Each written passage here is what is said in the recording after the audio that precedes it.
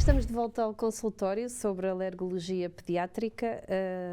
Começava agora por perguntar ao Dr. Libério Ribeiro quais as guidelines mais atuais para esta área. Bom, existem guidelines internacionais. No caso da asma, a mais conhecida é o GINA, que é as iniciais Global Initiative for Asthma, e a nível da rinite é o ARIA. Depois, isto são internacionais, as mais conhecidas, mas depois cada país habitualmente acaba por ter as suas guidelines com adaptações a nível local. Por exemplo, os espanhóis têm o GEMA, nós em Portugal também temos, a nível da Direção-Geral, não se chamam guidelines, porque normas orientadoras, e quanto a mim até é mais correto o termo, porque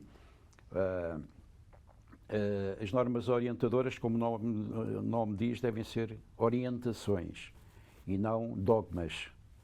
Muitas vezes há quem siga as normas orientadoras como quase dogmas, levam aquilo a risco. Digamos, os doentes não são todos iguais, eles são todos diferentes, nós temos de adaptar aquilo que sabemos do geral e dos grupos de doentes que temos ao doente que temos à nossa frente. Portanto, é importante conhecermos as guidelines, mas não podemos esquecer sempre a individualidade do doente que nós estamos a tratar no momento. E realmente o seguimento cego, sem espírito crítico ou até sem adaptação, muitas vezes pode levar a determinadas terapêuticas que podem não ser, para o caso, as mais aconselhadas. Voltando à questão das vacinas e da imunoterapia, que é tão importante neste tema, recentemente foram descobertas novas substâncias que de facto possam trazer vacinas mais revolucionárias neste campo? É assim, a imunoterapia específica, como disse, tem mais de um século, mas não há dúvida que nas últimas décadas tem tido grandes avanços. Primeiro nós temos essencialmente dois tipos de vacinas antialérgicas. São as vacinas injetáveis, que habitualmente são subcutâneas, e as vacinas sublinguais. As vantagens das sublinguais é que, na realidade, a probabilidade de haver reações secundárias, particularmente reações da anafilaxia, nas vacinas sublinguais são muito menos frequentes do que são nas injetáveis. Embora hoje em dia as vacinas injetáveis se tenha vindo a aperfeiçoar cada vez mais a especificidade e a qualidade dos alergénios, portanto evitando as contaminações, e cada vez os epítopes são mais dirigidos, e daí que as reações sistémicas mesmo nas vacinas injetáveis são relativamente raras. O que é que se avançou? Nós começámos por ter as chamadas vacinas aquosas, que tinham de ser feitas 3 vezes por semana durante 3 a 5 anos, porque a imunoterapia específica, para ser eficaz, é uma terapêutica prolongada no tempo. Ou seja, quer as subcutâneas, quer as sublinguais, tem-se de fazer num período mínimo de 3 a 5 anos. Depois, ao fim de 3 anos, vai-se fazendo a avaliação do doente e depois se decidirá, consoante se é preciso continuar mais ou menos tempo. Nas vacinas injetáveis, portanto, como eu disse, conseguiu-se uma purificação maior dos alergénios, portanto, uma maior especificidade dessas vacinas, que aumenta a eficácia e diminui a probabilidade de efeitos secundários, e ao mesmo tempo também se evoluiu para adjuvantes das vacinas, que têm por papel precisamente aumentar a sua eficácia, que tenham sendo cada vez encontrados adjuvantes mais potentes e com menor probabilidade dos tais efeitos sistémicos secundários. Ultimamente têm aparecido, depois do desenvolvimento dos alergénios moleculares, que permitiram que seja individualizado em cada alergénio aquilo que é específico desse alergénio e de outras substâncias que podem existir, outras proteínas que são comuns a outras substâncias. Isso levou a permitir que os alergénios sejam muito mais dirigidos e, portanto, as vacinas evoluíram bastante nesse sentido. E hoje temos vacinas de polimerizados, que nos vieram permitir, até quando tínhamos de juntar mais do que um alergénio na mesma vacina, havia como uma diminuição, digamos, da potência de cada um deles, e hoje com os polimerizados permite que na mesma vacina nós tenhamos alergénios com a potência idêntica àquela que teria se fizéssemos cada um em vacina individualizada. E ultimamente começam a aparecer vacinas já com o próprio alergénio molecular, que será possivelmente o futuro, embora isso seja tem uma tecnologia que é bastante cara e que vai encarecer seguramente o valor do tratamento. E aqui acho que era de realçar uma luta que nós temos há vários anos, é que a imunoterapia específica foi até aí há 20 e tal anos comparticipada a 50% pelo Estado, deixou de ser. E já vão mais de 20 anos que isso não acontece, e as sociedades, digamos, que trabalham nesta área têm tido um papel de insistência a nível das entidades oficiais para que essa comparticipação volte a existir, porque é importante, Claro. porque realmente isto não é um gasto, até é um investimento, porque realmente ao fazer a imunoterapia específica nós vamos conseguir que os doentes tenham melhor qualidade de vida, tenham melhor rendimento no trabalho, não tenham consumo de tantos cuidados médicos, consumam menos medicamentos, portanto, esteja tudo mais controlado. Exatamente, e acaba por, em termos económicos, a ter o seu reembolso, digamos assim. Com certeza. Há pouco falou de futuro. E eu lembrei-me que numa ótica de medicina individualizada e tendo em conta o biotipo de cada pessoa, se no campo da alergologia já existem, portanto, tratamentos personalizados. Existem.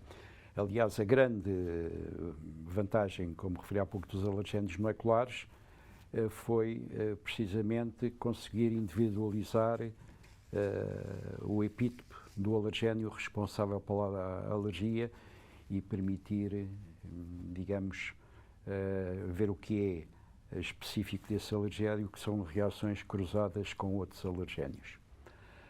E isso é importante não só no aconselhamento, no caso da alergia alimentar, nas dietas de evicção, como também a nível da própria alergia respiratória. Outro grande avanço foi que as novas ciências chamadas ómicas, portanto a genómica, a epigenómica, a proteómica, a transcriptómica, levou a que nós conseguíssemos individualizar as diversas fisiopatologias das doenças alérgicas e isso constituir endotipos. Ou seja, suponhamos aquilo que nós tínhamos asma num comportamento único, alergia alimentar num comportamento único, hoje nós sabemos que há vários endotipos de asma, há vários endotipos de doença alérgica e isso vai nos permitir uma medicina mais dirigida, a chamada medicina de precisão, que eu costumo dizer também que é um fato feito à medida, que assenta sempre melhor do que um fato pronto a vestir. Sem dúvida. É? Portanto, a medicina de precisão, no fim, é o fato à medida do doente. Seria bom era que todos pudéssemos, de uma forma igualitária, chegar a ela, o que neste momento é uma utopia, não é? Exatamente, é utopia, mas há de dia. Há de ser possível. Olhando aqui um bocadinho para trás, nos últimos 30 anos, portanto, temos estado aqui a falar de futuro, mas nos últimos 30 anos até agora, quais são as maiores evoluções que o doutor nota, portanto, neste campo da alergologia pediátrica? Olha, essencialmente foi, nisto que já referi, os alergénios moleculares, que realmente veio permitir e que depois tem implicações, como referi, em vários campos. as próprias, a imunoterapia específica também evoluiu, como também já falámos, não é? Exato. E, aliás, os próprios leites, agora falando nas criancinhas mais jovens, nos lactentes, os leites hoje cada vez tentam mais mimetizar, digamos assim, o leite materno, embora nunca se consiga, porque as proteínas são sempre de vaca e nunca são humanas, não é? Claro. Mas digamos hoje com probióticos, prebióticos e simbióticos, consegue-se fazer com que o leite da fórmula seja o mais aparentado, digamos assim, com o leite materno, de forma a que tenham um efeito idêntico, que nunca é a mesma coisa. Aliás, o próprio leite materno, a composição num dia é um, e daí a 2, 3 dias é outro, e vai mudando à medida que a criança é uma coisa, realmente a natureza é fora de série. Ou seja, o leite materno varia consoante as necessidades do lactente e vai variando dia a dia. Portanto, é impossível ter uma fórmula que faça essas mutações no dia a dia. Portanto, mas tenta aparentar ou mimetizar aquilo que é o leite materno, e realmente isso também foi um avanço que tivemos na parte da coisa. Outra coisa que é relativamente recente é que até há anos atrás, nós, nas crianças que tinham um potencial de virem a sofrer de doença alérgica, particularmente aquelas que tinham uma carga familiar grande ou que já tinham alguma manifestação de alergia, como a tal dermatite atópica, nós tínhamos, e lá está nos guidelines internacionais, até da Academia Americana, estava indicado que a introdução dos alimentos mais potencialmente alergizantes, como era o caso do ovo, do peixe, que deviam ser instituídos depois dos 15 meses de idade, alguns até depois dos 2 anos. E hoje temos uma impressão exatamente contrária, ou seja, há estudos que demonstram que a introdução precoce desses alimentos mais potencialmente alergizantes vão fazer com que, em vez de se venha a desenvolver alergia, se desenvolva tolerância. Portanto, é uma cambalhota, digamos assim, nestes anos em relação a isso. E isto é engraçado porque foi baseado de início num trabalho feito por Dutoit em Londres, que reparou que as crianças israelitas, portanto, os judeus residentes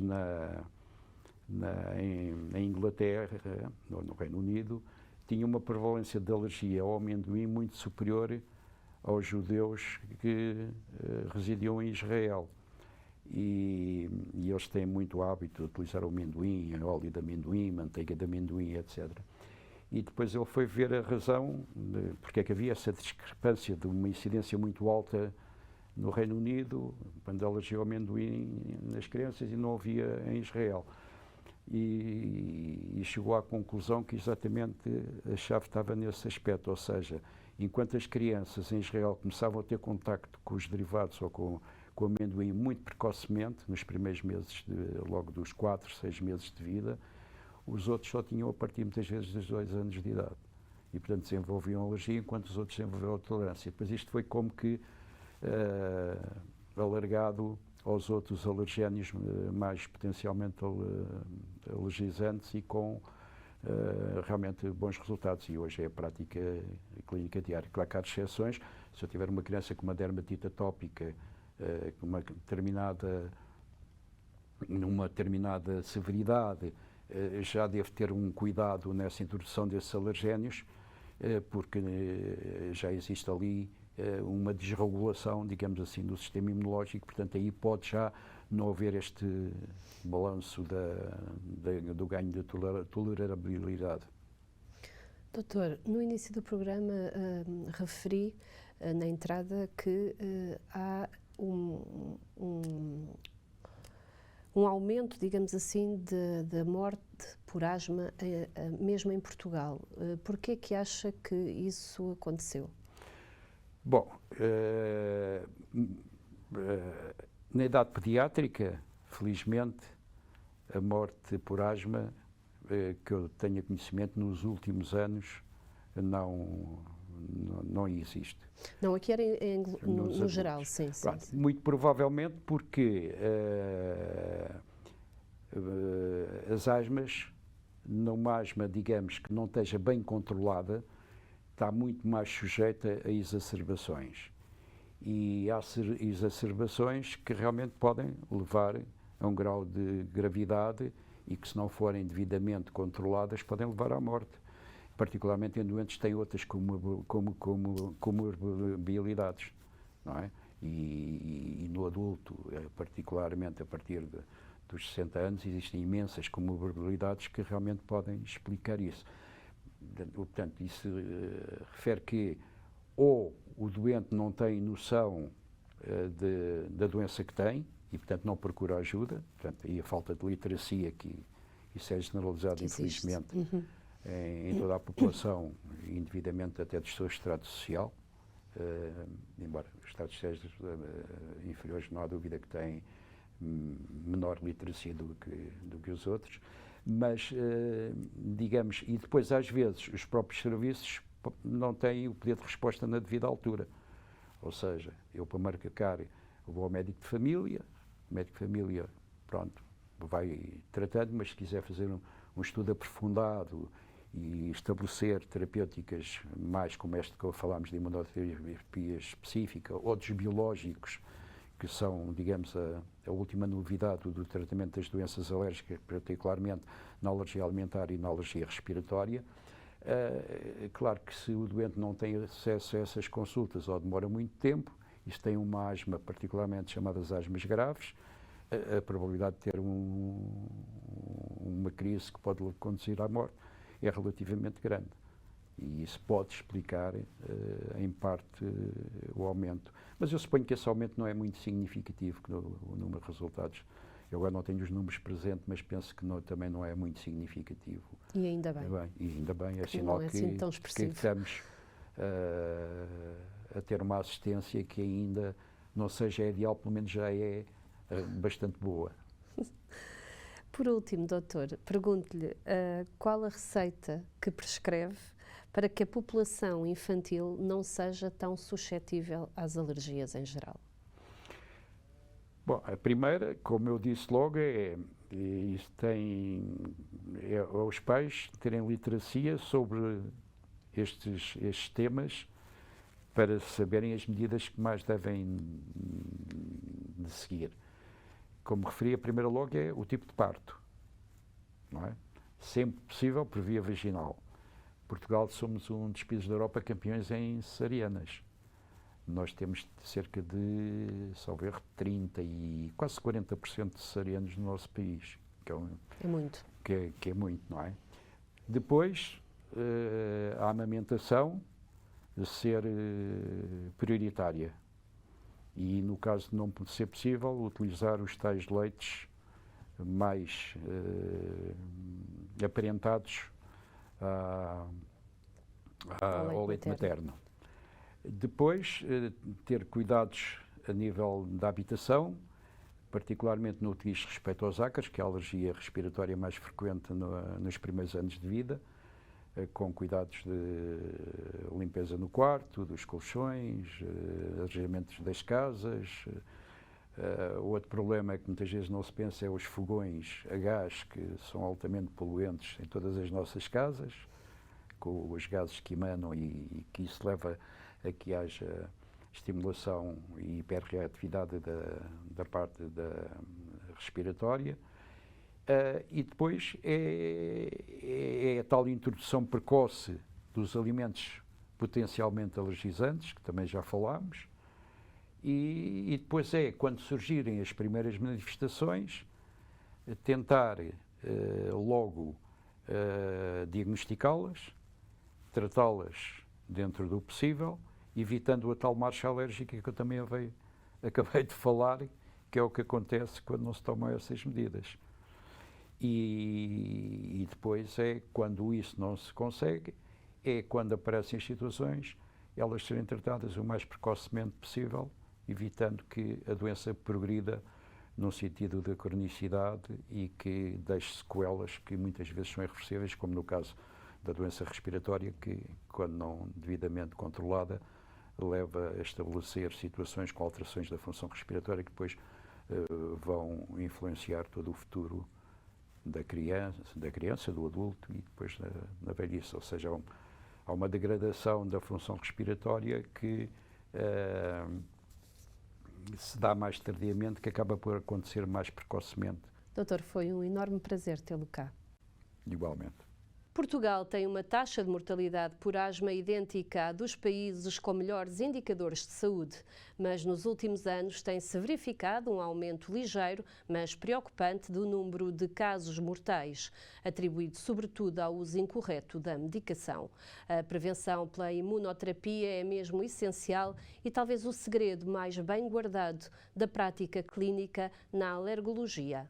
Por agora, despedimos-nos. Volte connosco no próximo consultório.